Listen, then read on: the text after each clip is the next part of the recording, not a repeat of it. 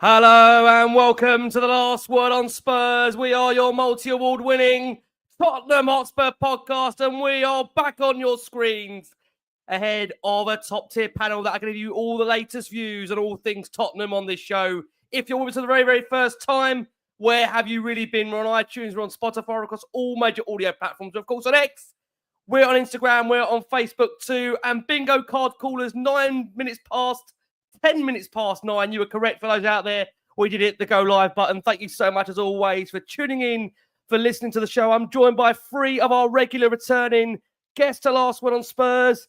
Patty Tyrant's back alongside me after being packed up on Sunday. Pat, how are you? You all good? Yeah, I'm good, man. It was such an amazing turnout.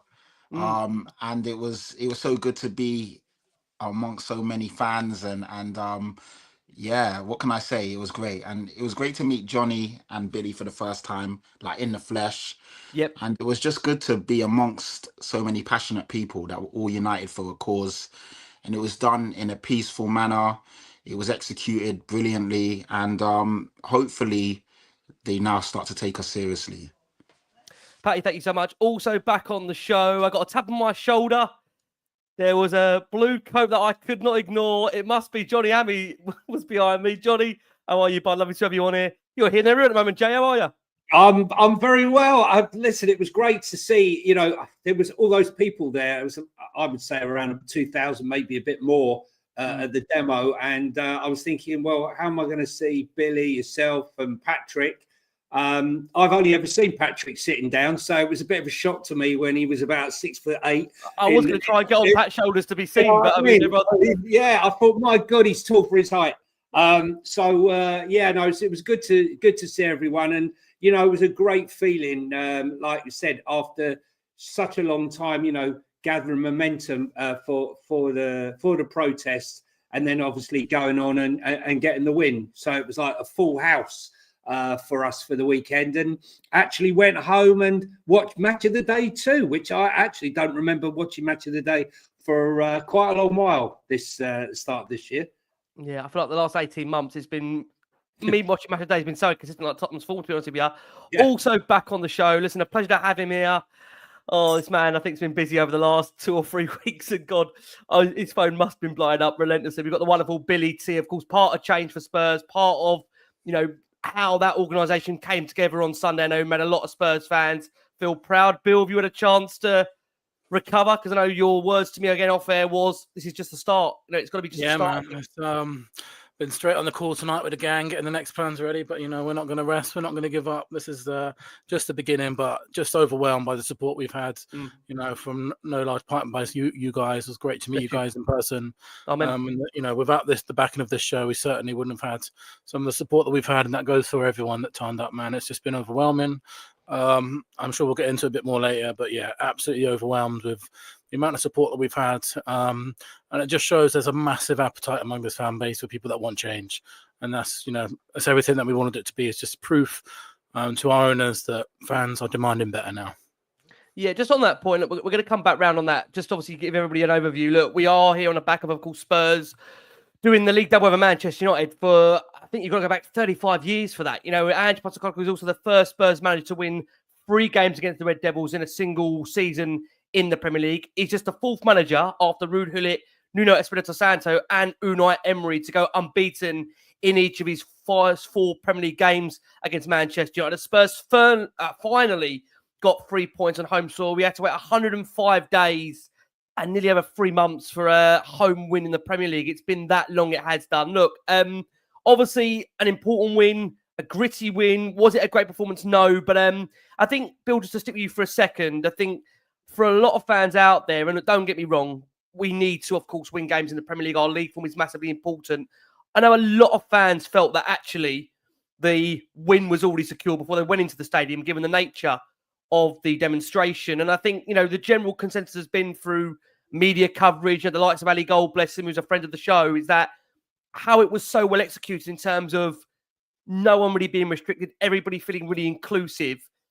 You look back now, Bill, I know you're going to sit there and say to me that this is just, you know, a stake in the ground for what's to come, and you want bigger, of course, to come in the future. But do you have a chance to have self-reflection to see how proud you was in terms of the group coming together and bringing such a big amount of Spurs fans that we haven't seen today, all wanting the same thing. Because I think that was the key thing for, again, the likes of me, Johnny and Pat that were in that demonstration. I think the key thing for a lot of fans that we spoke to was that we actually do all want the same thing, and that we're in alignment of that. We want change now.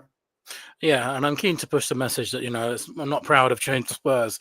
I'm proud of Spurs fans. We're just sending the message out there. I mean, message means nothing unless we get the numbers, and we got the numbers that we wanted plus more. And I think it's just a sign of things to come.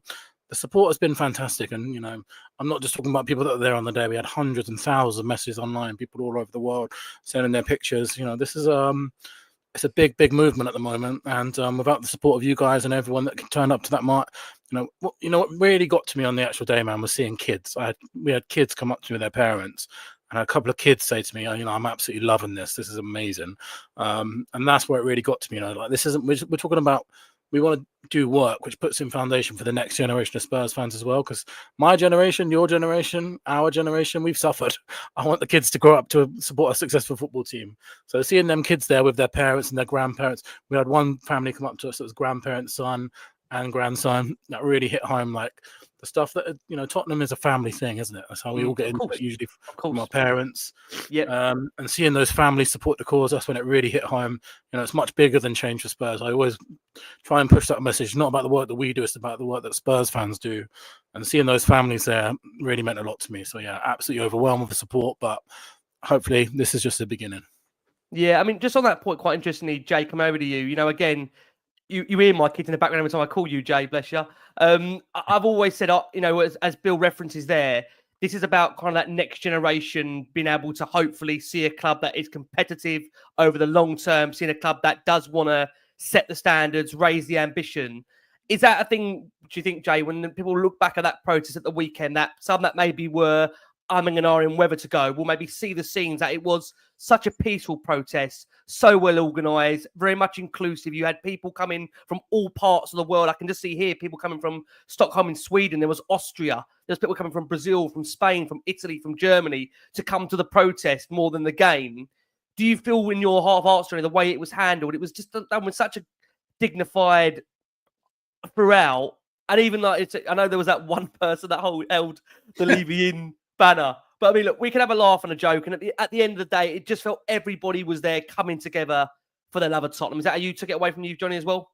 Yeah, I mean, I think I was a bit taken aback myself. I was a bit emotional when I got up there, because I've been to quite a few and, the attendance has been quite poor and I sort of eased myself away after a while, but this was completely different. This was very, very different. And I got to tell you, the thing that I noticed after the demo had finished and, I went into the stadium, people were asking me, oh, you saw the scarf. Have you been to the demo? I said, yeah, I was on the demo. I said, oh, we didn't go. I said, what's your stand? Are you leave you in, leave you out? What's your stance on ENIC? And they said that they're not ENIC in at all. I said, why did you not go? And they just said basically because they thought they would be embarrassed and turn up. There wouldn't be anyone there. But now seeing how many people have actually turned up, that they're likely now, should there be another demonstration, to go. Myself, like Billy, I was really surprised at how many kids were there. I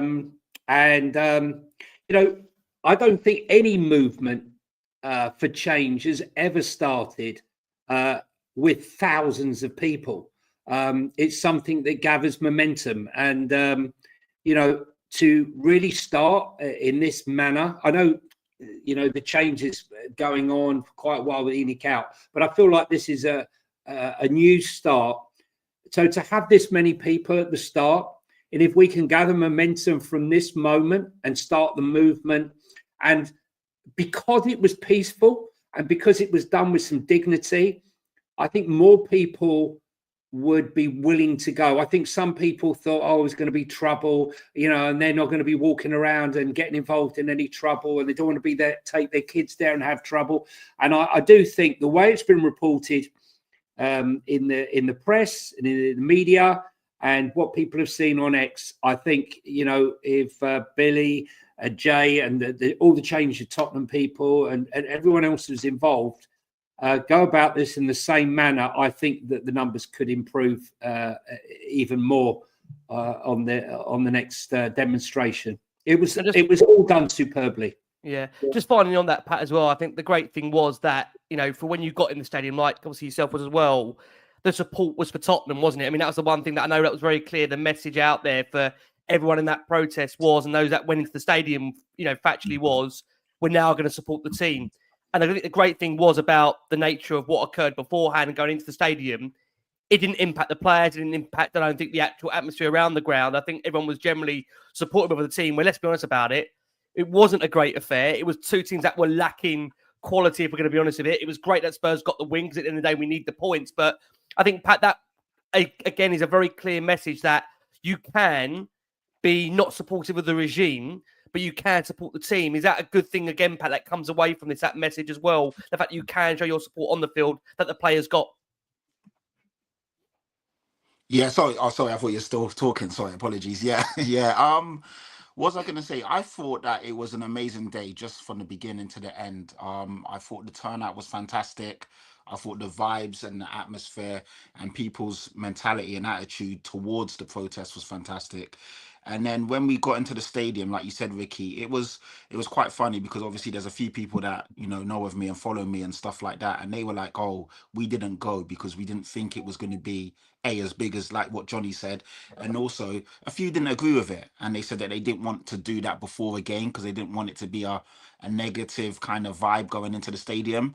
But they were amazed at basically how positive the demonstration or protest was, and then also how positive the vibes were in the stadium after that.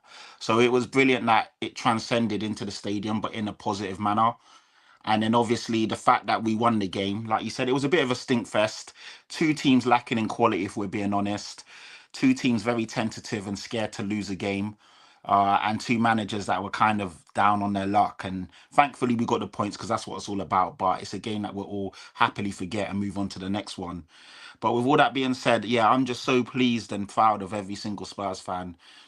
I put out through the week, you know, put your money where your mouth is. If you're not happy, now's your time to turn up and show out. And that's what we did in our thousands. And it was great to mingle and meet so many Spurs fans. It was great to bump into people that obviously watched the show and watched my stuff and, you know, met us for the first time. And it was just great to be around so many people that feel the same thing. We're all frustrated. We all want better. We all want change, like Billie, Christina, Joey, and all the other guys that have been really pushing this have said. And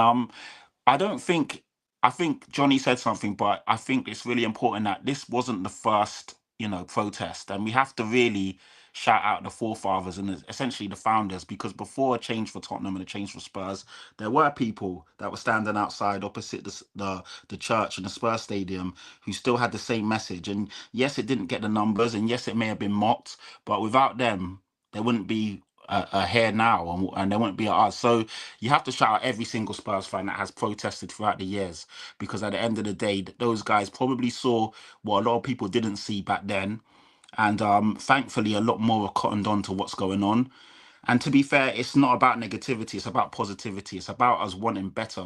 And if we want better and the club do better, that's a positive outcome for everyone. So yeah, I just want to say hats off to every single Spurs fan that came. Obviously, some couldn't make it for various reasons, but hopefully at the next one, there will be even more. And that's all it, you know, you want to see Levy squirming and scrambling in his seat, and you want to see him actually do something about this to actually, you know, essentially just make the fans happy and proud to be Spurs fans. Because at the moment, we're not proud to be Spurs fans. Yes, we're proud of our club. We're always going to love our club. And yes, we love our club, but you can't be proud of what's going on the pitch. I think we just got to 30 points and we're almost in March. That says it all. So yeah. I mean, we can't deny that the position that Spurs are in. I mean, look, we are up to the dizzying heights of 12 there, Pat. Try and calm yourself. Have a brandy whilst I say that. We're up to the dizzying heights of 12. I think, look, we all want the league position to be better. I just wonder on that point that we have seen over the course of the last couple of days, Bill, coming over to you and steering the show on that. We are hearing reports Spurs. There does seem to be a lot of interest in the football club from Qatari quarters, if we're led to believe that. We've even gone as far as seeing Richard Keys, who works out in, I believe, Qatar, a BEN sport correspondent for what it's worth. He claims to have inside knowledge that a proposed takeover for Tottenham could actually already be done. Although we have seen in the past 24 hours him seem to go back on those words and maybe call what he initially put out there. But I just wonder how much you take into this bill at the moment with regards to there being interest in Spurs from Qatari links. Do you believe this to be true, or is this at a time where, as we know, there is a lot of fractures at the moment in the Spurs fan base for you? Firstly, I know a lot of cynical, the cynical side of you is that, this is happening at the time of season ticket renewals and it's happening in the wake of the protest, so that, you could look at down that angle. I prefer to sort of go by the actual factual things, and there's not much factual information to go on yet. There's a lot of smoke. But, we've had these stories countless times over the last few years, haven't we? Last few decades, even stretching back, of the plenty of, I forget the name of the Formula One businessman about this time of year last year. That turned to nothing. We've had Amanda Stavley, that turned to nothing in the end. And then we've got this. So I'm always a bit cautious about these kind of stories because, I always kind of get the impression that if these things were legitimately happening behind the scenes, you probably wouldn't leak them. But there seems to be a lot of smoke. I had a message. I don't know. I saw a tweet doing the rounds, which I did comment on, from a friend of mine called Habib, who was talking about. He claims that he's spoken to someone in Qatar. He seems to think that I'll just summarize a couple of things that he said. If you have a look on Twitter, his name is at HUK06. So he is saying that the PSG owners are in talks to buy Tottenham. He is saying things like they're interested in having a tube station next to the stadium. They're looking at this as a serious investment in the area. They feel it's time to make a statement in the biggest league in the world. They currently know that Levy's driving a hard bargain. They know that was probably going to happen. It's the same family as the PSG owners. He's hoping it gets over the line, is what he says. But, there's a lot of smoke, but I'll just be interested to see what actually develops, because we've been here many, many times over the last few years. And until we get that news that one day the club is sold, or I'll be very skeptical about things actually happening, because I just feel like we've been here so many times over the last few years. Yeah, I mean, look, we do know that Spurs, there's been a number of different reported price tags for the football club over the course of the last few years. I mean, Johnny, to steer the show over to you, I mean, the reports out there seem to suggest that whoever is going to reportedly buy Tottenham, there would be a case that Daniel Levy could be offered a long-term contract as executive chairman. I think the only difference with that being is that maybe there would be that element where there would be much more scrutiny on Levy's position as to whether he's matching the aims of those respective owners when it comes to what the club are doing in terms of the transfer market and how they are operating generally, if he was to still be remaining on the footballing side of the matter, which again, we have to then just say for balance here, from what we understand, again, that Daniel Levy has handed over that footballing side of the business to the likes of Scott Mumm, to Johan Langer. But then again, you do hear reports, of course, as we've heard up until the final days of the January transfer window, that he got on a plane with Johan Langer to try and close the deal for Matisse Tell. I mean, Johnny, just on that for you, how much truth do you put to these talks of Qatari investment? And do you have any belief that this could come to fruition in the imminent future at Tottenham? Look, it's very easy to be cynical. We know why we're going to be cynical, because, there was a protest coming. There's a season ticket renewal coming. But the truth of the matter is, Daniel is short of cash. I know that sounds ridiculous, but the truth is the projects that he wants to develop are very cash intensive projects, i.e. the hotel, the women's stadium at White Webs, the NFL training center, the new medical center, the extensions of the gym, the new equipment. It all takes a lot of cash. Now, the genius of what he did was restructuring the 675 million at 2.75% was a stroke of genius, right? We can hate Levy as much as we want, but that has saved the club massively, because that's a 25-year loan, a very low interest rate, and we've all seen what has happened to interest rates over, the last few months. But there's a section of the loan which isn't part of that, which has to be serviced. Now, they went in with Rothschilds. Now, about 18 months ago. Now, Rothschilds are one of the biggest private banks and merger acquisition companies out there. And for them not to have found someone after this length of time says to me, this is all about Levy. The story that Billy read out before and some of the notes that were linked was basically a bit of a rehash of what I was told a few months ago about a potential Qatari bid. Look, QSI want to get out of PSG. They've sold 13% already. There isn't the money in France. You know, the TV deal's collapsing. There's not the income. The stadium that they wanted to buy, they're not selling it. It's state-owned, and they've got no interest in selling it.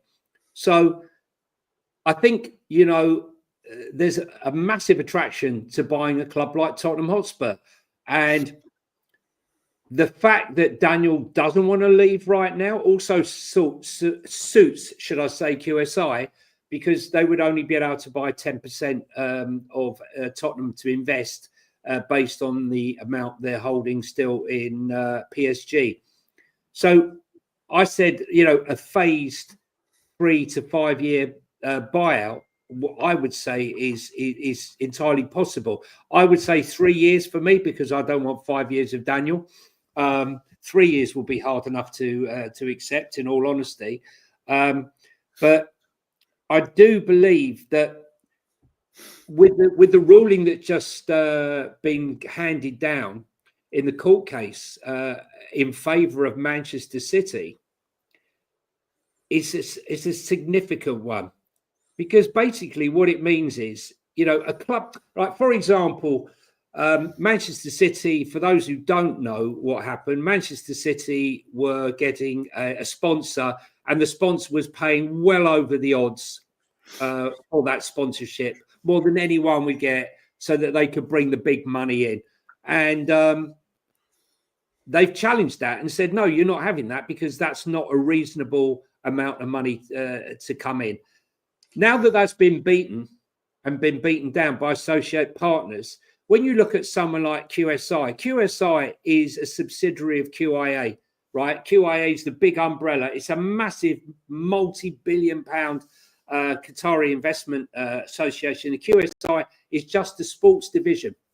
So, for example, if they were to come in and purchase Spurs, the options are limitless, basically. They could come in and get a naming rights deal and pay well over the odds and can't be challenged. They could become the kit sponsors. If you think of if you go and look at QIA, for example, and all the subsidiary companies that could come on board to supplement the club, which will allow us to spend more money circumventing the rules, which is what Manchester City, which is what Chelsea have been doing for a number of years, and so have Barcelona, and so have Real Madrid. So that would give us an option.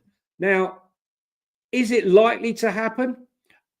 I think money has to come in. I don't think it's if or maybe. I think it's when money comes in, because Daniel cannot proceed. You know, people are saying what's happening to the hotel.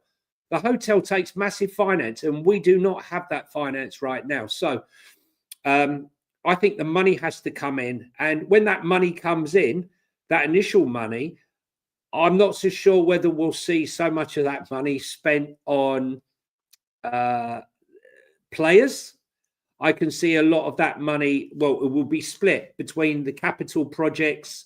I can see a scenario a bit like, sorry if I'm boring people, but with Arsenal, for example, where the Cronkies have lent Arsenal large sums of money at almost zero interest rate. So a very favourable loan.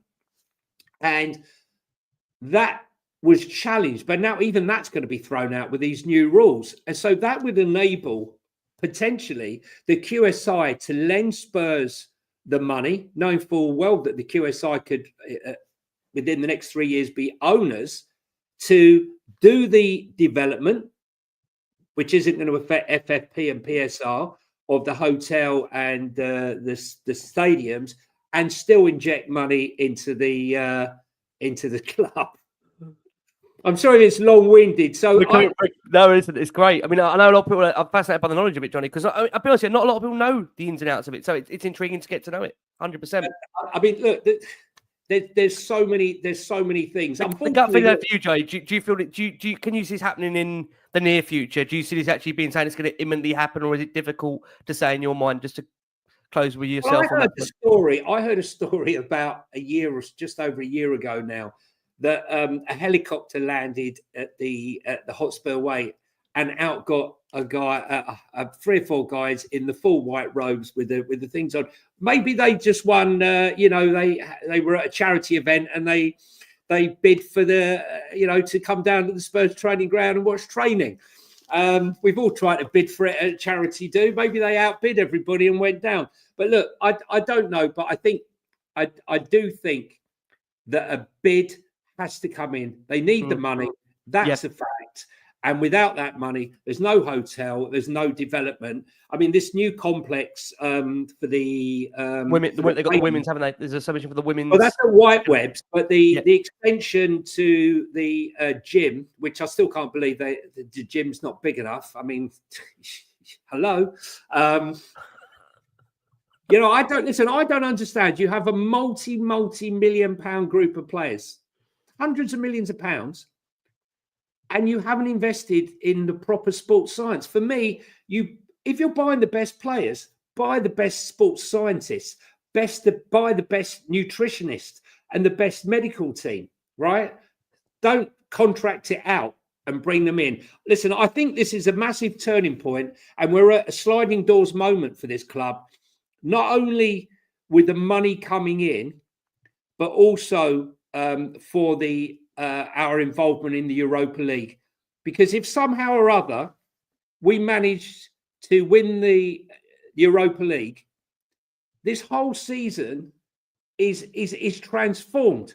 Because next year we're going to have massive amounts of money, because the money that's in the Champions League right now is vastly increased. I mean, I think Arsenal made 90 million already, and we'll attract the players.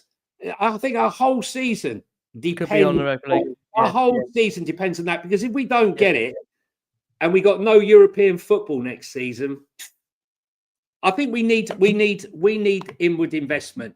And if that means he's gone in 3 years, I don't know what Billy and Patrick think about it, but if we know for sure he's gone in 3 years and the money's coming, but it's coming slowly, for me, that would feel like a victory. I think on that point, Patrick, to bring you in this conversation, it does feel that whether it's a minor investment or if it's a full-blown takeover, there's going to have to be something that happens that effectively is going to enable Spurs to be able to compete with the big boys in the Premier League. And it feels that at the moment that, look, it does feel that there's been a definitive ploy on bringing in a lot of young players that are going to hopefully flourish. Again, there was reports suggesting that Spurs are building a squad for the post-Pep Guardiola era, whatever that may be. What's your take on it for you, Pat? Do you read a lot into what we're seeing right now in regards to these Qatari links? Are they come up at a certain time where, again, just to be clear, we know season ticket renewal is coming very, very shortly? How do you take the reports out of you, Patty? For me, I think seeing is believing. I'll believe it when I start to see it really take shape.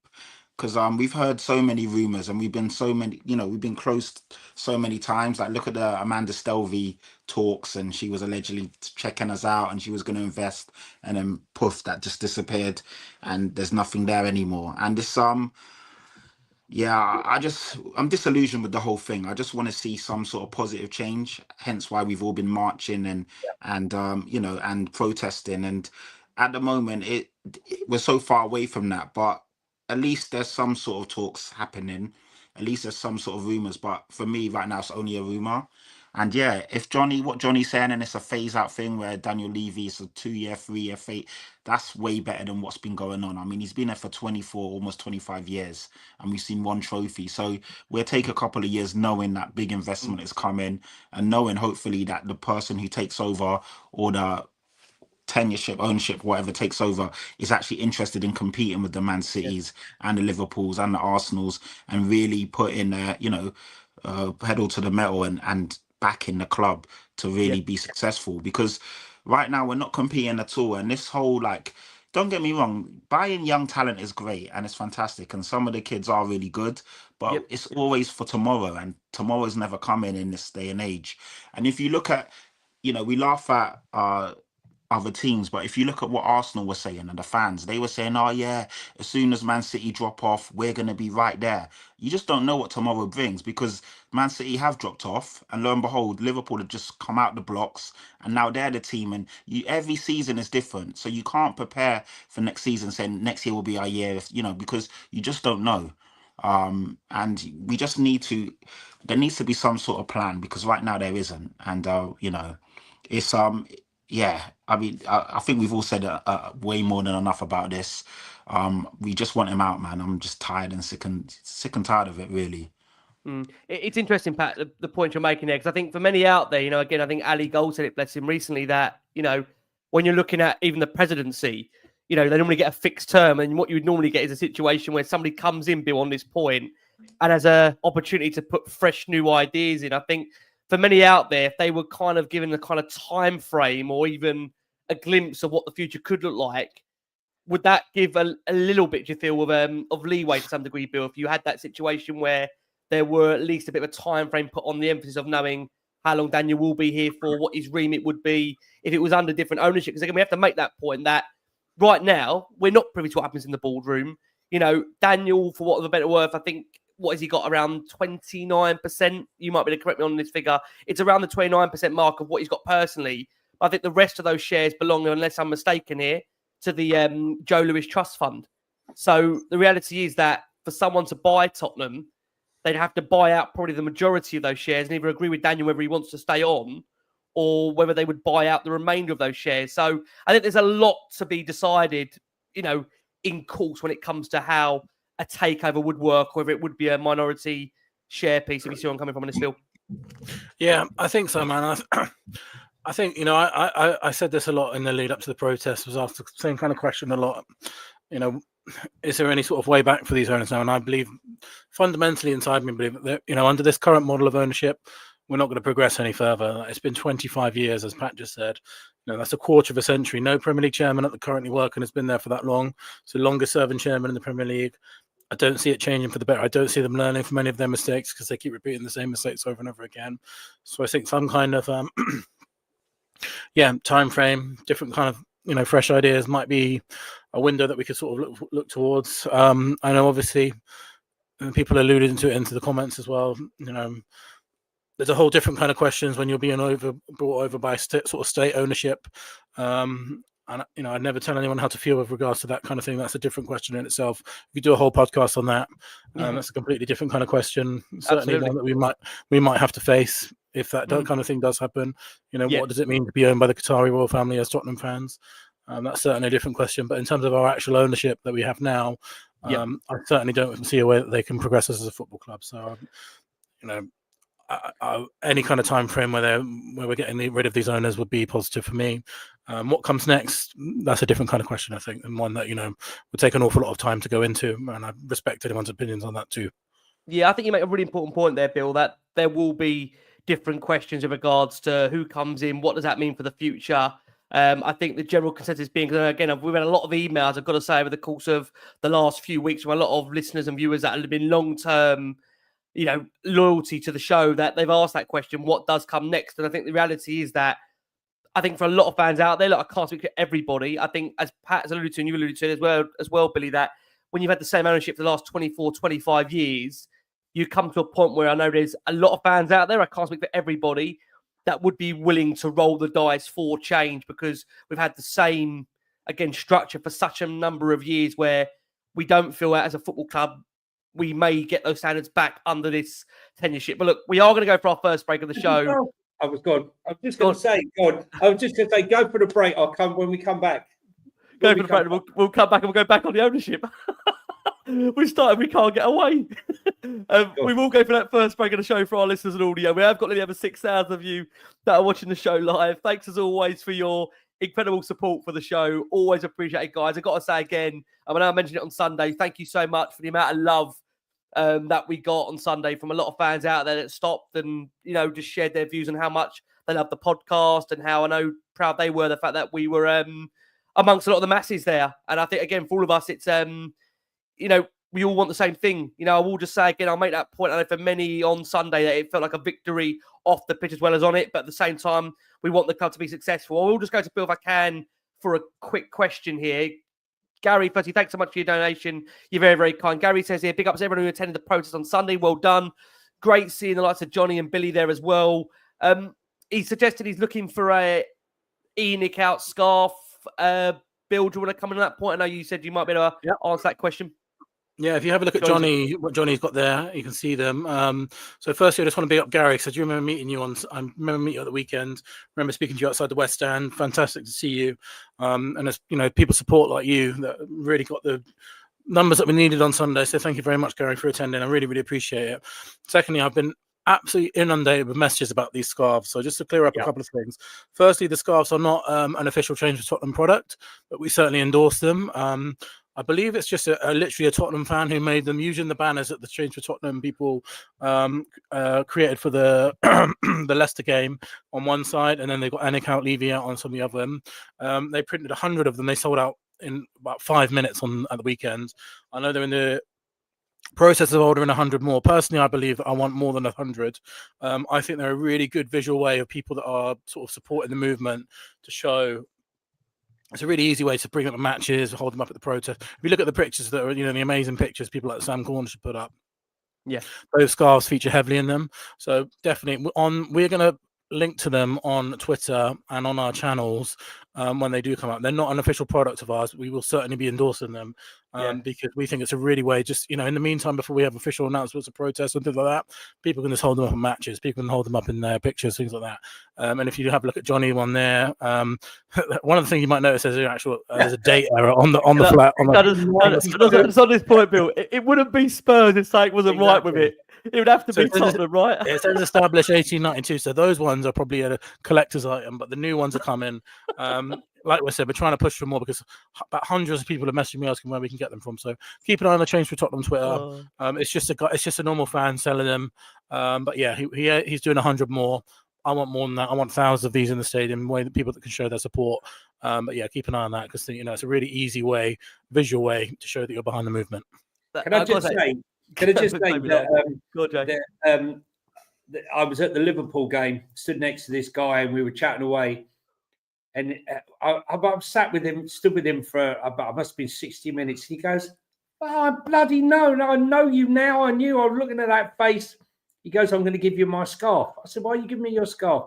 He says, "Because I see you're on them shows, aren't you?" He says, "I want you to walk around and I want you to shout Levy out when you come out of the stadium." So I wore this when I came out of the Liverpool, out of Anfield, holding up my scarf. So thank you to the guy who gave me this scarf. I keep forgetting your name. I know you follow me on X, but if you're watching now, thanks very much. Much appreciated. And it's gone to a very good home and it's had lots of use and lots of coverage. And they're currently selling for £10. Rumours are going to be in the club shop for £50 coming soon. So I've got to say, do you know what? Can I just say about scarves? It's a funny thing because, you know, we talk about visuals and atmosphere and all the rest of it. When I was a kid and went to Spurs, all we had, there was no such thing as a football kit. All we had was our blue and white scarf. And when we sung the Spurs songs, we all held up a blue and white scarf. If you had the entire South Stand, when they sing the song and held up a blue and white scarf, the look of that would be unbelievable. Cheapest thing, 10 quid, hold them all up. But I mean, if we had a few thousand of these in the South Stand, that would look just as good. I was just going to say, Ricky, before you went for the break there, we want change, but we don't want any change. And that's the really important thing here, because I don't want to end up with the Glazers. Look what they did to Man United. You know, there's a stadium. They've taken all the money out every year. The stadium's falling down. The training ground's non-existent. And then they demanded change to get rid of them. And they've got Jim Ratcliffe in. Jim Ratcliffe, who is getting rid of people who have been there all their lives. He's culling everything and everybody. Kind of ironic that Spurs are sponsored by Ineos and he gives us £5 million a year. but at the moment he's not sponsoring them. So I just think, we want change, we want new owners, but we want the right owners. Yeah. I think that's really important thing. We don't want more of the same, or we don't want someone that's even worse. I think the key thing is, I think Bill said it, you could do a whole nother show on what everybody would like the owners to look like. I mean, I'm just saying here, as we've got comments coming through, you can imagine this show is live right now. You'll get a mixture of comments of people that they're already suggesting what they would or they wouldn't want. And I think, as we know, the reality is that as we live in the modern world that we know now, is that whatever and whoever's going to come in charge, it's going to please everybody. There'll be some that will then be arguing we should have gone back to ENIC and Levy. So, look, the reality is I think that definitely will be for a show on another day. What we have seen over the course of the last 24, 48, 72 hours is, in the nature of the Spurs world, have been a host of different names being linked with the club for maybe the summer when it comes to what Spurs may look to do in the summer. One of those names has been that of Jamie, and forgive me, guys, I'm getting this pronunciation wrong. I'm going to go with Gittens for now. Tell me if I'm wrong, if I'm right. Is it Gittens? John, is it right? Is it Gittens? Am I going right? I say Gittens. My kids we'll are always correcting me, saying it's not pronounced like that. I'm saying Gittens. I thought you were going to say my kids always get, so I'm going to go with Gittens, but I wouldn't suggest that. Wouldn't suggest that, Johnny. Pat, I'll come to you on him. Look, Spurs, and this is actually from Tom Barkley, Spurs reporter. Obviously, you can see Tom quite a lot at the training ground, and obviously when he goes to see Ange on his weekly press conferences, both pre and post match. He's understood to be a long-term target at Tottenham, and then eyeing up all days summer move for him. He's 20 years old. There is likely to be a lot of competition in this particular player from the likes of Chelsea, Arsenal, United. He scored 16 goals in 91 appearances. He came off as a late sub in last season's Champions League final defeat to Real Madrid. This season, he's developed into a first-team regular for Dortmund, netting 11 goals in 33 appearances. He hasn't scored though in the last 8, and Dortmund have slid down the table to 11th. I'm just wondering, Pat, from your perspective, you know much of the guy and whether you feel he would be another one Spurs would look at for the future. Because again, it's that 20-year-old, target bracket, you may argue. I know a lot of Spurs fans out there would love to see some more experienced heads come in. Does this kind of player get you going, Pat Gittens? Not really, if I'm being honest. It's another, like you said, it's another one for the future. I want ready-made players that come in and cement themselves as starters and take the team to the next level. Bring me a Eze, bring me a Nico Williams, bring me a Matoma, that kind of caliber. Gittens is a good young player, but, so was Archie Gray, and so was... I'm just tired of the same profile of player. Matthias Tell, a good player, but again, fits this sort of profile. I want talented, quality players that instantly come in and start regardless of who's available. Because even Tell, I like Tell and he looks good, and I think he's a brilliant young prospect. But if everyone's fit, does Tell start? It's debatable. Same with Gittens. I want players that come in like Dominic Solanke and improve the first 11. So when we were screaming for Eze's and when we were screaming for that sort of player in the summer, we knew they were going to come in and instantly make our team better. Shout out to Dominic Solanke as well, because he got a lot of stick, but you instantly see how good he is and what he brings to the team when he's not available. The guy never stops running, clinical finisher, he's got a good way to pass on him, and he really does hold the ball up well. And he's a quality striker, man. And that's what you want. You want pieces that come in and add to the team. So then that means that the players that are starting right now, they're depth options, and that means that the depth and the rotation is still strong. And I'm just disillusioned with this project. But at some point the project's got to come into fruition, hasn't it? We can't keep buying for tomorrow, because like I said earlier, tomorrow never comes. So all these young talented players, and essentially what will happen is if we keep buying all these young talented players, they will become disillusioned, and then when they get to 23, 24 and Tottenham is still crap, they will then move to a bigger team. So they're just using us as a stepping board, and that's not what we want.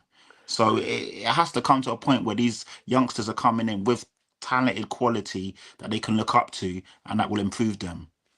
It's a good point you make there. I mean, Pat, if I go around to Bill on this, Bill, look, I think, when you look at this profile of player, it does scream out another one for the future. Look, he's got a fairly decent goal scoring ratio. What you're looking at, 1 in 3 at 11 goals in 33 appearances. At the same time, where I will agree with Pat, I think we do need to sprinkle a lot of these youngsters with some experienced heads. And this, again, is why there's a link back to why so many people are looking for change, because they would like to see some more experienced heads coming through the door. But I just wonder on that point, Bill, are we just not there yet as a football club, Tottenham, where we can attract the top talent? No, I think we're certainly there, man. I think the same answer to that question that, you know, you look around the world, the only thing that attracts these footballers is money, and you pay these players the money and they come. That's the way that it is. That's the way it's always going to be. You know, when Chelsea finished 15th, they didn't have any problems attracting players by paying them, giving them 10-year contracts and a load of money. So I don't buy the fact that, you know, we're not that kind of club. I think it's just about the money. What I don't know if we're the club that pays those kind of wages, because, you know, if you look at our current model, it shows that we're not. We're simply not.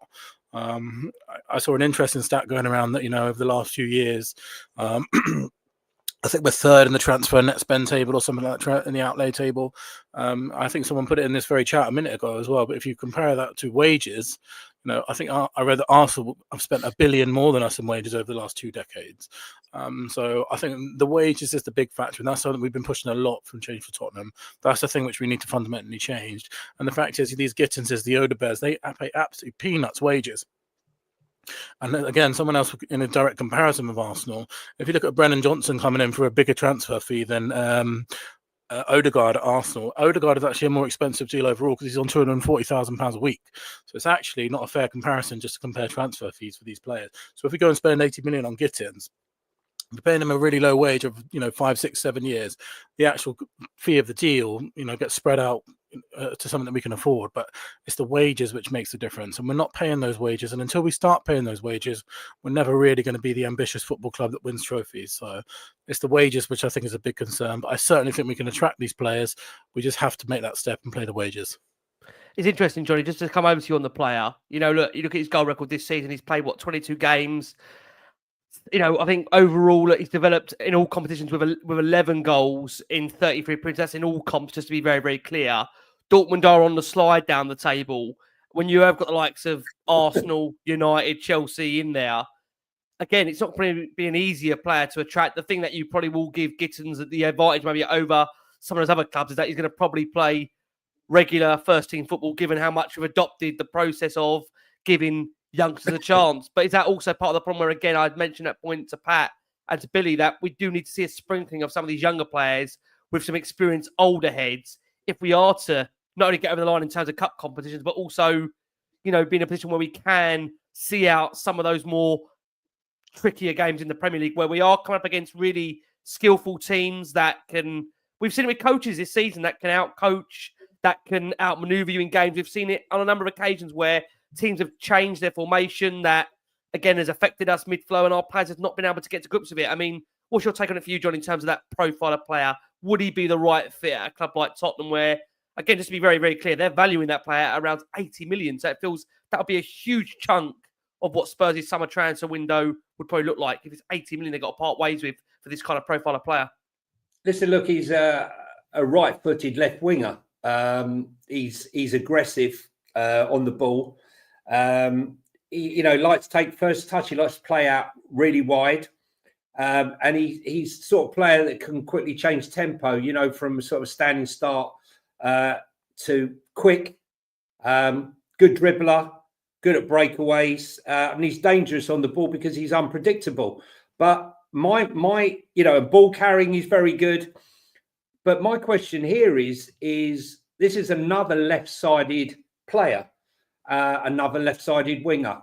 And I just cannot see it. I think it's absolute PR rubbish. I cannot see us buying yet another left winger. I just can't. And, we talk about wages and Billy's 100% spot on. I mean, we might have 50 cent coming to the stadium, but the club should be called 42%. Because that's who we are, 42%. And if you've got ambition is not 42%. Ambition is 60% and above. And when you look at the fact that the transfer is amortized over the 5 years of the contract, it's smoke and mirrors. The money to get the players is on the wages. Okay, that's it. These players aren't going to Saudi at the age of 23 because they're going for the football to play in front of 300 fans. They're going because of the buck. People coming from South America, Duran's gone out there, right? He does it. He comes from a humble background. He's on good money, but this is life-changing money. This is life-changing money that he can go back home to Colombia and never have to worry again. And so I understand it. But as Billy also said, you know, Chelsea were lying in 15th place, didn't have any trouble attracting the players. I'm not like Patrick in the sense, because I think this drive to recruit the best 15 to 19-year-olds was exactly what was missing from our club. I don't want to be in a club where we produce one bit of talent every 10 years, right? What we're doing is buying the top 15 to 19-year-olds from around the world so that we have a conveyor belt of talent. What's been missing to supplement that has been, like the players that we're talking about, some experience. I mean, we had a player, I'm going to mention someone a lot of people are going to turn off, Pierre Højbjerg, right? Now, you can say what you like about him, but the one thing he did do was manage a game. He was the type of guy that you could bring on to sort and calm everything down. In fact, I remember last season, many times, Ange would single him out for the guy. Definitely those first 10 games. In the first 10 games, definitely. Yeah. Who kept things calm, right? Yep. You know, the system didn't suit him, but the guy's a warrior. He's a leader. And that's something that we don't have. So, you know, I do believe the future for this club is fantastically bright in the next 2 years. And I think, you know, listen, I'm older than all you lot, right? So for me, I've got even more urgency to not wait for tomorrow. I want it all today. But I really do see an exciting future for these kids that are coming through, because they really are the best group of kids that I've ever seen in my lifetime coming through, and the ones that we've acquired. But we need top players for now, and we need to go out and pay the wages. And as much as Gittens is a good player, he's not what we need now. And we ain't going to be going spending £80 million on another left winger. No. Well, listen, just on players that also have been linked to that, also probably might not happen either. There are reports Spurs are considering a summer swoop for Fiorentina striker Moise Kean. Yeah. He has taken Serie A by storm this season. He's recorded, we understand, at least 15 goals and 2 assists in the 23 appearances. He's actually got, as the many will be able to see and watch here, he's got 19 goals in 29 appearances now across all competitions. So he's been a player this season that has been massively in form. Spurs, obviously, of course, are very much known in their Serie A market. That's where they got Vicario, Bentancur, Kulusevski, a doggy from as well. At the moment, you know, he's valued at around the 52 million euro mark. Again, you won't listen. Nobody needs to remind you, but he did fail miserably at Everton, so there will be that question mark over whether he can do it in the Premier League. I mean, Johnny, just to stick with you, Johnny, on the player himself. Is he a busted flush in the Premier League for you? Do you think this one would be something Tottenham would look at seriously in the summer? Bearing in mind, they've already got Solanke there, and they've paid a huge amount of money for Solanke to be the leading striker. Yeah, I mean, look, Moise Kean is an interesting one because, as you say, you know, Everton paid good money for him. Then he was loaned to Juventus, then he went back to Everton. Everton bought him from Juventus, and then he went back to Juventus, and it was loaned backwards and forwards. And, you know, I think they paid about £30 million for him, Juve. And then he's gone to Fiorentina for 13 million. I mean, he only joined in September there. And, you know, his contract, I don't think expires till 2029. How can you be 13 million and then suddenly 50 million? I'm sorry, he's probably a 30 million pound player tops. But he's got the flexibility of, again, being the type of player that Ange likes, that can play through the middle, out the left and out the right. He's strong, he's powerful. Does that mean, Johnny, you're suggesting Ange has won the Europa League and he's here for the third season then? Oh, man, listen, right. We're not going to go there during the show tonight. But... I'm a brother in arms on this one, right? So I'm not going to bring that up because that's an whole other. It's only because you said he's an Ange type player. That means he would be in the summer. But he is. Yeah. But, you know, look, he's blisteringly quick. Yep. And look, I think we're too quick to judge players when they're young. But he's physically strong. You know, he can bully defenders. And, that's what you need in the Premier League. And let's be honest, when he was at Everton, he did struggle quite a bit. But I don't know, 24, we're looking at Solanke. What is he, 26, coming up 27? He's reaching the peak. Yep. Moise Kean is coming into his peak. Again, I can only see this at around £30 million. Yep. Again, paper talk. The next one we're going to talk about, I think, is More the Man. But let's see what the guys have to say. Let's come on to him, actually. Let's come over to you, Pat. I mean, one, again, that's been earmarked for the summer, but I think he's going to be up there for a lot of clubs that are going to be looking at potential centre-back targets. Again, it's a name that I might have to get used to saying. Hopefully Spurs are linked with him and they'll be playing with him in the future. And that is of Dean HUIJSEN, I believe it's being pronounced. HUIJSEN. That's a good way to remember it. I mean, Pat, look, we understand from Fabrizio Romano that there's a release clause already entered into this guy's contract at around the £50 million mark. He's used to playing quite a high press, of course, under, as those would know, Andoni Iraola, who's been linked with the Tottenham job. Pat, we'll come on to potentials where we are with centre-backs, because there are a lot of rumours right now with regards to both Romero actually and Van der Ven's future. There's been links to Van der Ven in the last few days from Liverpool. I can't personally see that happening, but I think Romero's one that, as we know, there's been endless speculation over what we're going to do with him. But I mean, Pat, look, we're in a situation where Tottenham did get Danso over the line at the back end of January. Don't want to put the knockers on it. He's at the fairly promising player so far in these last few games that we've seen him. But if Spurs are to dip back into the market for another centre-back in the summer, would Dean HUIJSEN be a player that you'd like Spurs to target based on what you've seen of Bournemouth this season, the way they've defended and they've had to play and deploy that very high line? You know what? I do like HUIJSEN, but he's another one where I would be contradicting myself if he's only 19, isn't he? He's 19 years old. He's 19 years old. Yep. He looks good, don't get me wrong, but I do feel that we do need, like, for example, Danso is obviously, about 24, 25, isn't he? He might even be 26. And funny enough, Danso failed when he was on loan at Southampton, and that probably had a lot of people writing him off. But he's come in and he's looked solid because, like Johnny said, Moise Kean failed at Everton previously, but it's hard to, to judge someone when they were young, probably playing for a team that's not that good. They only had a short spell, and then they come back obviously as a grown man with a lot more experience. And obviously, I think HUIJSEN is a good player and he looks like he will be a good talent, but I do feel that we do need some ready now made players.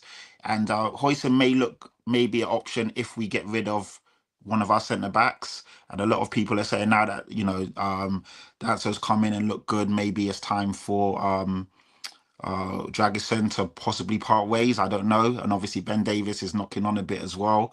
But Ben Davies, to be fair to him, I've not been one of his biggest fans in recent years, but I do feel this year he's been very solid when he's been relied upon. So I can't really knock him. And obviously there's the question marks about Romero, isn't there? We still haven't seen him since. And there's a lot of question marks. Will he still be here next year? So obviously there has to be some sort of succession planning. And maybe that's why they're looking at HUIJSEN. But good player. Plays for Spain under 21s as well. So you obviously know there's a good caliber there if you're playing for Spain, because Spain are a fantastic team and their youth team and obviously the men's team are brilliant. I'm on the fence on this one. I don't know what to think because I do feel he's a good player, but I do feel at the same time we need to stop going for these youngsters and actually build for right now as well. Yeah. I mean, we bought in a goalkeeper who's really young, and I thought he was a bit shaky, and people told me to get off his back, and he's young, and he's this, and he's that, and that's the problem when you bring youngsters in. They will make mistakes, they will be shaky, they will be nervy, and they will cost you points. And I do feel that, obviously, our goalkeeper cost us points against Arsenal and against Liverpool. Like, what is it? He should have saved... my memory's the Aston Villa one was a bad one, wasn't it? The Aston Villa one was shocking. I just think we come to a point where we kept changing the back four in front of him back. The poor kid didn't know what the back four was every week. Exactly, that's it. But I agree with you. It's hard. I mean, you make the point there, Pat. The problem is when you are going to buy young players are going to make mistakes. And they make mistakes in the games in that moment. And the problem is the only one they're going to get better is playing through those mistakes, Pat, right? That's the problem you I got. know that is the problem, isn't it? And you have to be patient and you have to understand their talents, and they probably will come out the other side. But sometimes they don't come out the other side. Sometimes those mistakes can actually scar them and actually ruin their, you know, because they're young, you're throwing them in the cauldron, you're throwing them in the firing line, you know, playing in a North London derby, massive game, and you're making mistakes and possibly costing the team. It can ruin a player. So you have to, that's what I mean. There's a fine line and there is a balance. And I feel right now we are kind of we always go all the way one way, all the way the other. Why don't we just have a bit of balance? It's never in the middle, is it? Yeah, it's crazy. Like we go with like one sort of manager to another sort of manager. Where's the balance? Why can't we just be in the middle? You know? Why can't we just be normal? We're Tottenham. We can't be normal. You got to pick. You go from one spectrum to the other. Where is the balance in this football club when it comes to the transfer market, the manager? We're not going there tonight. I said we wouldn't get started. Johnny looks like he's about to unleash. I better go to Bill quickly before Johnny unleashes. Look at that face. John's about to unleash. Let me go to Bill quickly. Bill, HUIJSEN, just to stick with him for a second. Look, there's no guarantee he actually will leave Bournemouth at the end of the season. He's reportedly suggested that, from his perspective, he would love to be part of a historic campaign for Bournemouth, which could end up with him in Europe next season. Of course, the Europa League probably being more of an opportunity than the Champions League right now. But look, they're right up there. We know, obviously, of course, 5th place in the Premier League table would most likely see Champions League qualification for next season. What's your take on it for you, Bill? Do you feel that any potential move for HUIJSEN will be probably entwined with both Romero and Van der Ven's future long term? Yeah, I think so. I mean, if I was him, I'd probably look to stay for a couple more years there because, you know, 19 years old, playing in a settled team that have a really good football, you know, surroundings around you, doing really, really well. You go to a big team and flop, and then it can be difficult to come back from that, and you've, you know, sort of wasted all that kind of goodwill that you had at the beginning. So I think it'd be well advised to stay at Bournemouth for another couple of years, and, you know, he's got literally an entire career ahead of him. The trouble is, you know, when you got an agent, when you got a £50 million fee, and when you got clubs, you know, like Tottenham, I imagine almost every big club in the country is going to be asking him at that price. I think he's that good. It's going to be really difficult to get him to stay there. I think we'll be in the mix as well. And I think the thing about what Patrick is alluding to is completely true. I have no problem signing the likes of HUIJSEN if we, you know, sort of sprinkle in some experienced players as well. I'm a big fan of the Danso sign. I think he looked excellent against Man United. I think he's looked really good the last few games. Really good. Yeah, and I think, you know, signings like that, we have to keep making them. These ready-made players that can come in straight away into the first team, make an instant impact. I think. You know, and that's what we get wrong, as Pat was alluding to there, man. We either do it by an entire team of youngsters or you know, not enough experience. That kind of thing is annoying, man. So yeah, I would definitely be up for it, but as long as we sign experience. I don't know about Mark Gahey as well, so who knows, man. But yeah. You don't win nothing with kids, right, Billy? Exactly. Man. I don't want to become a Crash FC again. That's what we seem to do. That's made me so laugh though. Why can't we just be normal? Why have we got to go from like one extreme to another? Why can't we just sit in the middle of the spectrum and have, you know, a balance of decent attacking football with some defensive work in there, and have a squad that has got some young players, but also some experienced players? I mean, is that just too easy? This club, the day after the protest, right? The first thing they announced is Post Malone. We are never going to be a normal football club ever again. So let's just embrace it, brother. I mean, it's become madness. It's become madness. So I'm a massive fan of HUIJSEN. That's why I call him HUIJSEN. Hot sauce, man. Hot sauce. Listen, you know, he's one of those rare breeds. You know, he got lucky, or should I say Iriola got lucky, in the sense that the Argentinian boy, I keep forgetting his name now, the centre-back, got injured. And he came in and scored that header on his debut. But he's such a lovely player. You know, he's 2-footed, 6'4", absolutely fantastic in the air, really calm on the ball. He's actually was born in Holland, in Amsterdam, and he's got Spain. He's not Dutch, but plays for Spain. Or He played for Dutch up to under 19s, and then flipped up to Spain. But he is a special player. I mean, I don't say that lightly. You know, I see a lot of hype and all the rest of it. He's 20 in April there, but for me, he not only is he good aerially, not only is he great with both feet, which is rare. But he's a modern centre back. You know, he's great with the press, and he's a smart player. He understands the game already really, really well. It's unusual for a defender of 19 years of age to have so much understanding of where he's meant to be and reading of the situation. I can't see any shape, way, or form that he's going to be at that ground next season. And if Micky van der Ven is going to end up at Liverpool and replacing one Dutchman for another, which I know you're going to pivot to in a minute, or Cuti Romero is going to go, I think this is a kid that if you're going to invest in the future, that this is a kid that you could bring in to play alongside, whether it's Dan So and Micky van der Ven, or bring alongside with Cuti. I think is exactly what we want, because what you were saying, Patrick and Billy, you want someone's Premier League ready, and this kid is playing in, week out, and has been outstanding. This isn't someone who's just been thrown in and had a couple of games. Also, Jay, one of the highest lines of the country. I mean, people think Angie's high lines are audacious. I mean, Iriola's even more daring. Can I say very quickly, happy birthday to the wonderful Christina. Happy birthday, Christina. Happy birthday, Christina. Bless her heart. We hope you had a lovely day. We saw Chris, for those on X, with the Jack Grealish picture.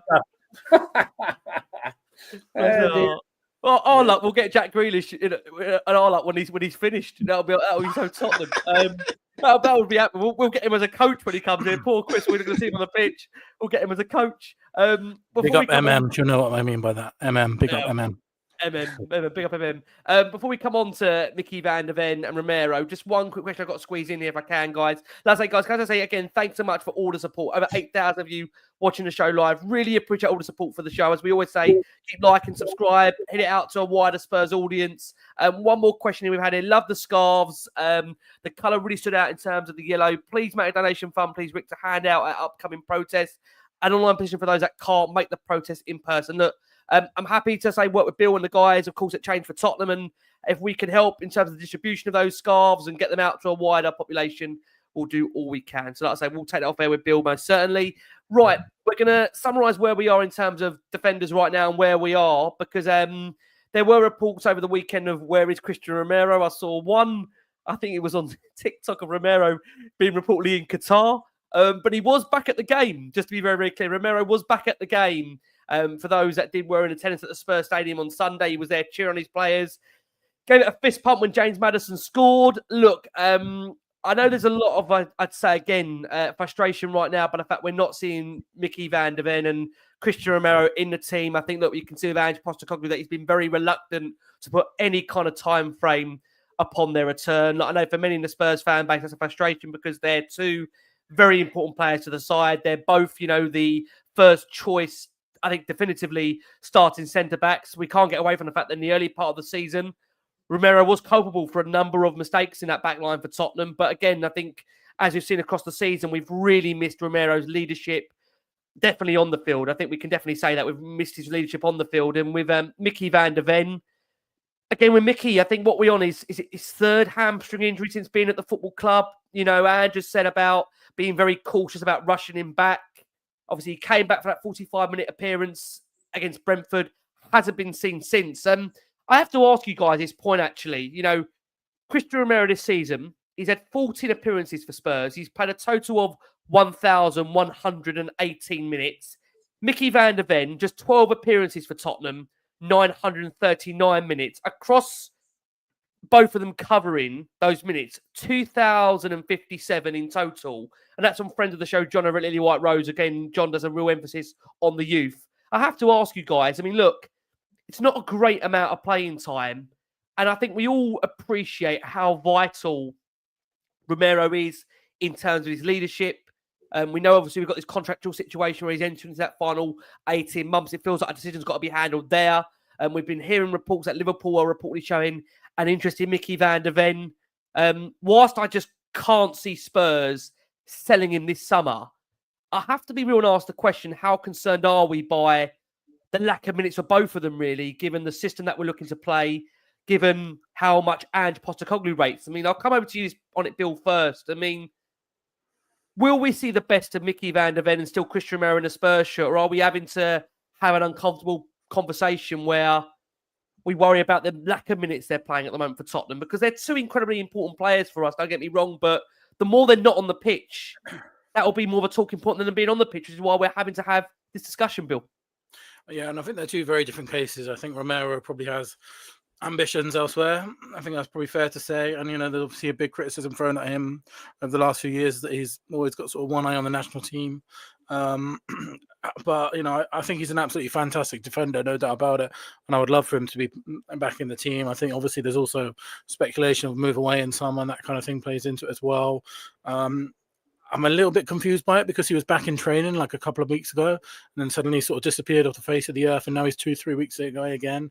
Something doesn't seem right about that situation to me, but make no mistake, I think he's an excellent defender. I think Micky van de Ven is a different kind of one. I think the fact that he's had 2 significant hamstring injuries in both seasons, and he also had one in Wolfsburg the season before, is seriously concerning. It's like seriously concerning. I know Postecoglou was talking about how actually it's not been a re-injury, and they're sort of reassessing the way that they, he looks after himself for the next few years, and they've got a specialist in or something. And I think you're potentially looking at a major concern there, because he is such an incredible, his biggest asset is his pace by far. And if that goes, then we're looking at a completely different player. So I think they're 2 slightly different cases, but I would be significantly concerned about Van de Ven, because I just feel like, he's always one step away from getting a hamstring injury that puts him out for months. And I think when you have aspirations to be a top team, you can't be doing that. I think Romero, I think he'll be back, and then he'll be possibly off in summer. And I don't think he's sort of a long-term injured player. But I think Van de Ven, there are serious concerns there for me, which is a shame, because I think they're both absolutely elite centre backs for me, and I would love them to be playing for Spurs, in the heart of defence in the next few years. I just worried about the sort of situations which might lead to that. But I think signing players like Danso might help. But yeah, I'm definitely concerned for different reasons about both of them. Do you think, in your mind, Bill, do you see them starting as the 2 prominent centre backs for Spurs next season? Van de Ven, Romero? Are you unsure at the moment? No, I don't. I think Van de Ven will be there. I think Romero will probably be looking to move on in summer. And I think one of the most telling things about that was the Mark Gahey transfer that we were linked with. And I think if that's something that we look to revisit in summer, then I think Romero will probably be off. Van de Ven, it's interesting, isn't it? There's a lot of feelings about Romero, to be fair. I mean, Pat, come over to you. Look, Tony says here, Romero's missed a third of our games since he's joined. He'd be open to us selling him. I mean, I'll read that again, which is, again, it's mind-blowing, isn't it? Romero, 14 appearances this season, only 1,118 minutes played. Micky van de Ven, 12 appearances this season, 939 minutes, which adds up to a total of 2,057 in total. I mean, Pat, in your mind, as much as we, again, emphasise how important these players are for Tottenham, how important they are for Ange Postecoglou's system, I think, again, he's made that point, last season with Romero, that whatever was in him, give it to some of the other players. And I think we have missed him from a leadership perspective on the field. But, I mean, you feel like you are going to need to have players there. If we're looking at really trying to compete in all 4 competitions, and we've seen how much that stretches this in for a second season with a decimation of injuries, where are you in your mind, Pat, with regards to both the respective futures? And do you feel we will see them back together playing? Do you remember when we had the debates about Højbjerg, and we used to say one of the best parts of Højbjerg was like basically his availability was his best ability. And unfortunately, we're getting to the point where we can't rely on these guys. And it's a big shame, because I love Romero and I love Micky van de Ven, but they're never there when you need to roll your sleeves up. They're never there in the trenches. They're never there when the going gets tough. Romero is a dodgy one. Like Billy said, I think there's definitely more to it. Romero came out and questioned the board. He questioned the tenureship and the ownership, and we haven't seen him since. And he was literally on the pitch training. So that was a bit dodgy. Van de Ven is a total different kettle of fish. Like Billy said, he pretty much said it eloquently and brilliantly. Van de Ven's a concern because the guy keeps getting injured, and it's injuries to essentially his biggest asset, which is his pace, his recovery pace. So we really need to watch that one. And I don't mind if we're actually being smart this time and managing him so that if he does come back, he's ready and we won't get these niggles and whatever's going on. But again, it means that we can't rely on them, and it's a great centre-back partnership and pairing, but they're never around. And we've had to suffer this season with obviously Jed Spence and obviously Archie Gray and Ben Davis and so many players playing out of position and filling in. And credit to them, they've been fantastic for what it is. But obviously our season's been a shambles, and part of it is because the main guys are never on the pitch. So we really do need to look at it. And if Romero does want to go, it is time to obviously just, bid him farewell. He's been great for us. Probably hasn't reached the potential we would have liked him to reach. But sometimes you just got to, shake hands and just say goodbye and farewell, wish him well. And then we bring in a player that really wants to be here and will roll their sleeves up and get dirty in the trenches, like a Mark Gahey or whoever it may be, if it's HUIJSEN, whoever, but someone that can actually be available from. Obviously, players do get injured, of course, and players get fatigued and all of that. But these guys are just never around, man, and it's a shame because you can't rely on them. My only question would be, if you look at the clubs that can afford Romero now, it's probably you're looking at a handful of clubs: Real Madrid, PSG, Barcelona, Saudi. He's not going to go Saudi. If you're Real Madrid, would you be spending 50-60 million on a player that's missed a third of their last 3 years? But I generally think he won't miss those games when he goes there. That's the annoying thing. That's probably I true. generally think he will be available. He's always available for Argentina when he need him. I do think something's going on behind the scenes, and I think it'll be intriguing, wouldn't it, Pat? If Romero suddenly is available for his next set of qualifiers or next set of international games, is it March? It's March, isn't it? These Johnny's making his feelings clear. He's had enough. He's committed to the sit-in. Thank you, Johnny, mate. Still there. I hope it's I'm still in the sit-in. That's right. I've got the scar. Too cold out there, bro. I tell you, I just don't know. I mean, it's funny when you pose these conversations, and a lot of the fan base can get frustrated by even having a conversation about someone like Micky van der Ven leaving the club, because when Micky van der Ven is on the pitch and playing, everybody can see how important he is to the way Ange Postecoglou needs his system to work. And I think, Pat, you summed it up so well what you said earlier. The best ability is availability, isn't it? Again, and we can't get away from the fact that when players aren't on the pitch, that does hurt us. But again, there's reasons for that, and there's injuries out there, of course. But I mean, Johnny, just on this point, coming over to you, Romero, van der Ven, what do you see being the long-term future for both? Will we see them again as a centre-back pairing for Tottenham, in your opinion? And have you got any concerns over either of them in terms of their futures? Well, I'm worried that Micky van der Ven is going to be the new Ryan Sessegnon, if I'm brutally honest. He had the injury at Wolfsburg. He's had 3 here, so that's 4 hamstring injuries in a short space of time. Yep. I think that, look, Liverpool want to replace one Dutch legend, one of the greatest centre-backs, in Premier League history, with another up-and-coming star in Micky van der Ven. I would say, personally, if Ange was to leave at the end of the season and we were playing a different system, I question a little bit whether Micky would be as effective. I'm a great fan of his. I just want to put that out there. Aerially, he's a high line defender for sure. He's a highlight, he's a highlight defender, made for this system. Yeah, he's made for this system. At 6'4", he's poor in the air, in my opinion. Right, that's his weakest part of his game. So if Ange was to go and Liverpool were to come in with a staggering bid, I would be looking at potentially accepting it if I knew we were going to come in and buy a HUIJSEN or a Gahey. I do think that we are one world-class left centre-back short already. If you were going to tell me we were going to replace him with Hincapié and we were going to play a traditional type of system and not, that crazy high line, then fine.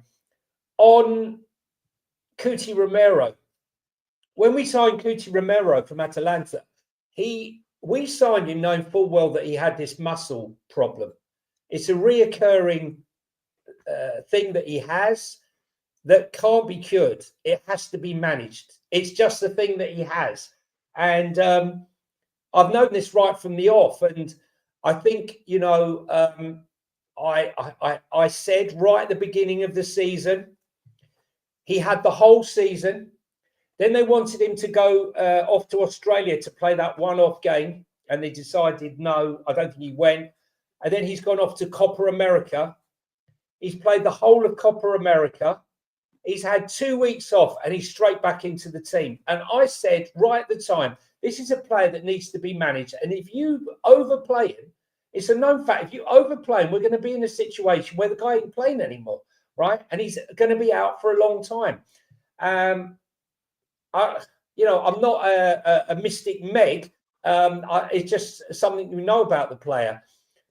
This thing about he only wants to play for Argentina, I don't think people understand the cultural aspect to it. It's a massive thing for any of that, It's one of a that region.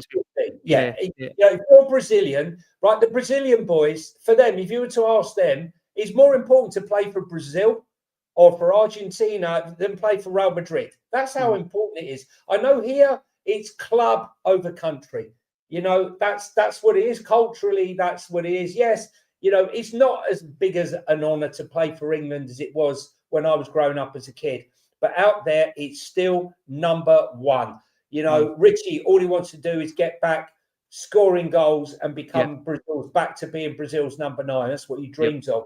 And he ain't going to do that until he starts scoring for us. So I think he gets a hard time for that, Cootie.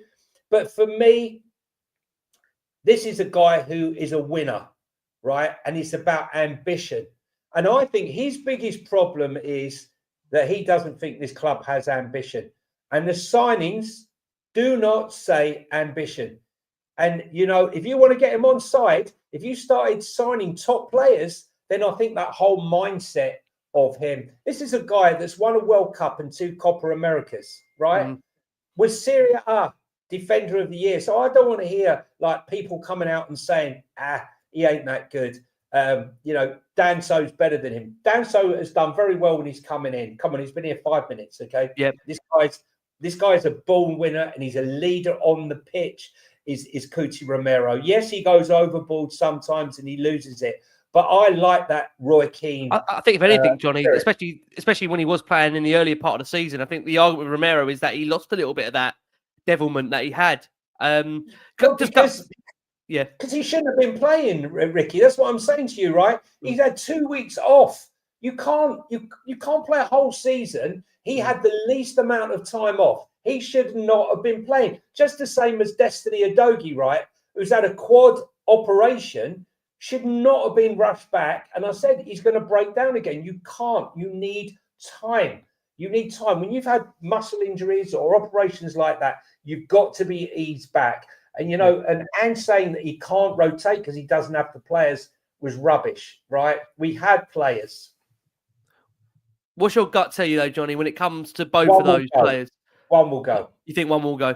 One will go, and it could be either. It could be either or. But I've got to say, for Liverpool to be even remotely interested and to be paying the sort of money that Spurs would want, he has to be back in the next by March and strutting his stuff in the Europa League. I've got this old T-shirt on I found in the cupboard before from the Champions League final. It started well. Your gut feeling just finally on it. I want another European final. I want to be. They'll be ads in that middle of that top by. You should throw that away, man. You can't wear that, man. We fucking lost. Man, listen, You can't wear that. Listen, right? You know, dreaming of another final. I just found it in the cupboard. Listen, the point is, it's not about getting to the final. We need to win the final. We can't. I know, but listen, that's not it's like Larice with the watches, isn't it? Again, don't get me started. It's an insult. Why are you giving me this watch? I'm not going to steer us off this point very quickly. Final round the table. Johnny, look. There it is. There's the missing watch. Johnny, very quickly, you think you'll see Romero and Van der Ven the Spurs shut together again? Yeah, I think we will. I think the whole geared up. I think the club know there's only one way out of this season. Like I said, they're going to manage the league. They know they're not going to go down. It's shit or bust on the Europa League. And everything is geared up to that. And you will see them back, I believe, getting minutes in the knockout stages come March. He was speaking so eloquently into that point. Shit or bust? Was he speaking so eloquently until that? Let's go around and say very quickly. Is it shit or bust? Can we win the Europa League, Pat? What do you reckon? Closing on the show. Can we win the Europa League? if our players come back and they're actually ready to hit the ground running, which is a Yeah. big ask, because obviously players can come back from injury, but it doesn't Still mean got they're not obviously a going few to be hours we know. rusty. Exactly. It still means they got to still be match sharp, match fit. Yep. Get used to. There's some new additions as well that they've got to get used to. So it's a big ask. We definitely on our day have the quality to win it if everyone's back, and if Ange can actually manage a game, then it's more than possible. But there's also good teams in there. Lazio are in there. Any of the Spanish teams will give us a game on their day because they're really good. It's not a foregone conclusion, but we definitely have the quality if the guys are back and they are managed properly and things go in our favour. We'll need a stroke of luck.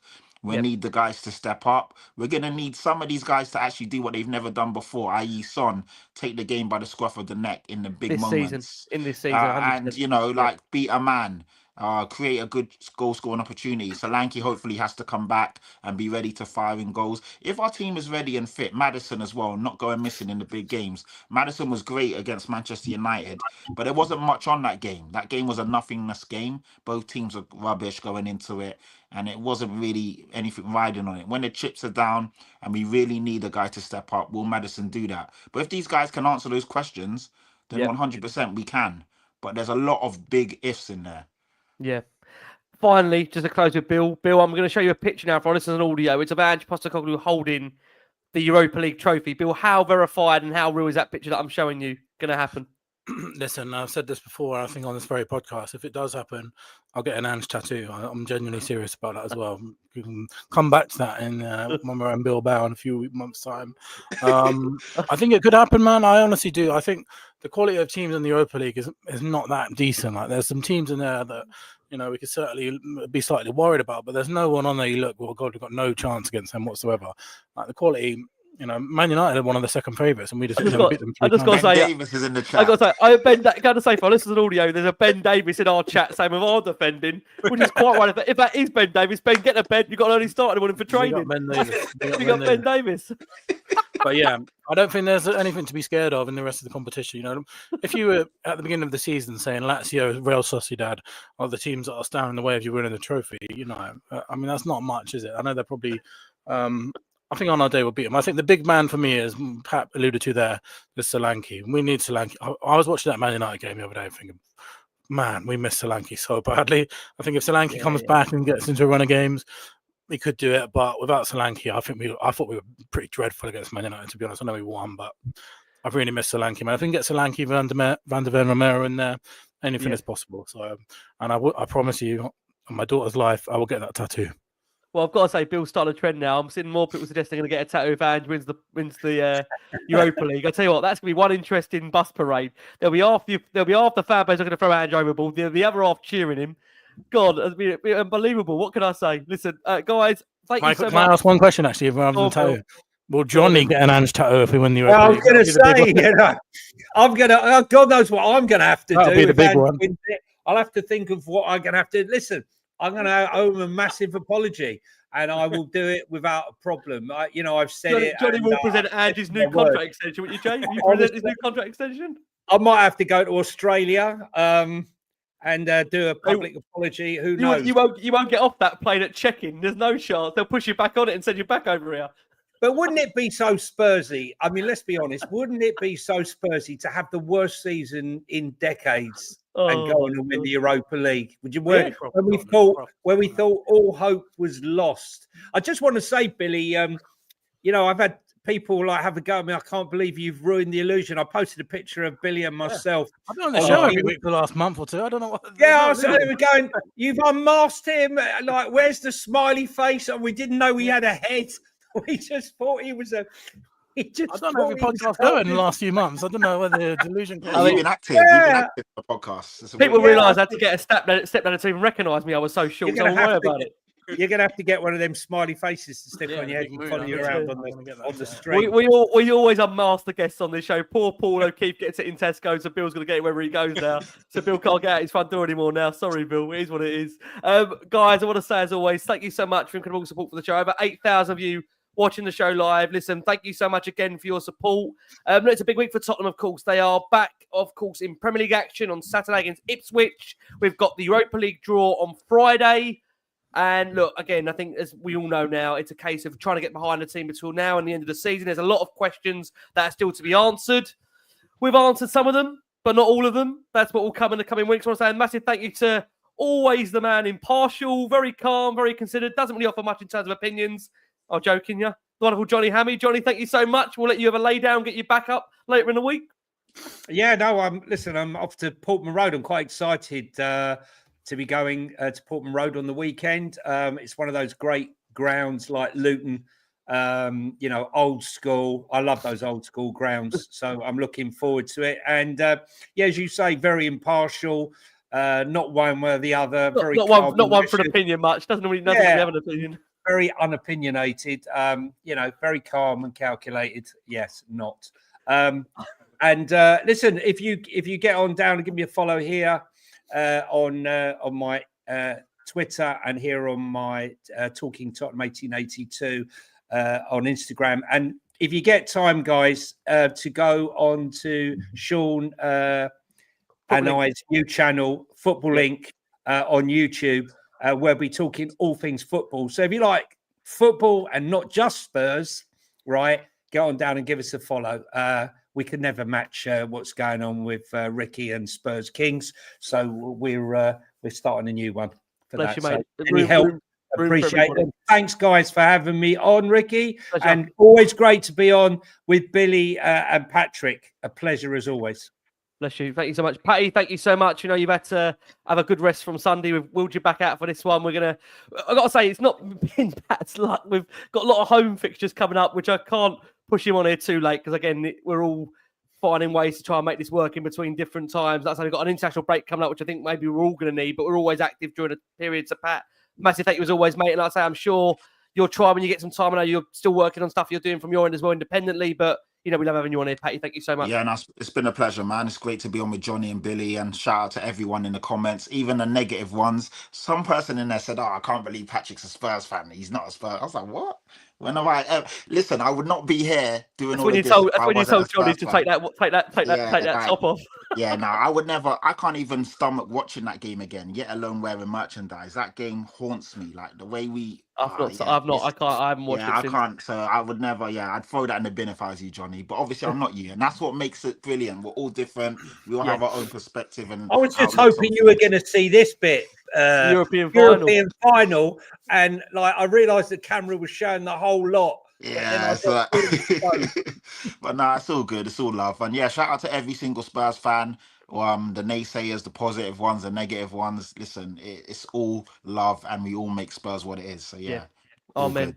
Patty, thank you so much. Time for changes. Respect for who made the protest. When's the next one? I think Bill's touched upon the point that I'll let Bill close on this. I think they've got spaces coming up very soon for change for Tottenham when they're going to bring in some more information about what the plans are for the future. Hotspur says, good luck to the protesters, but sell us the vision of who you want to take over. I think we've discussed that actually on the show. That is probably such a wide range, different debate opinion where you could have a whole nother show on that, which I'm sure at some point we'll have to cover that show in the future when that time does come. But Bill, just let's close with you. I know you've got spaces coming up. I think it's on Thursday, right, to give some more information in regards to the kind of next steps and next plans for change for Spurs. If you just want to close on that point. But again, as I say, mate, a massive thank you for all the support.